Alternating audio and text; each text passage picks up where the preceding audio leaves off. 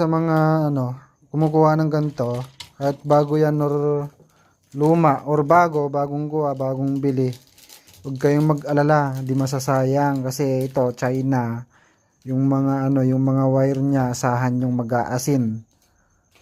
Huwag kayong mawalan ng pag-asa, pwede pang ayusin tulad nito. Ayan, di pa nagagamit yan, naka-standby lang asin, nag-aasin, corrosion.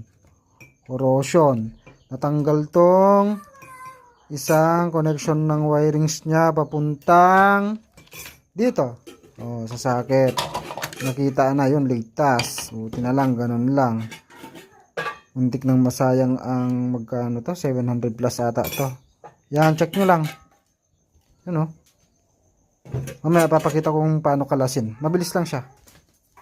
Ayan, tatanggalin mo lang itong mga to. Itong mga side niya. Natatanggal yan, ginaganon ko lang. Tak, tak, tak, tak. Wait lang.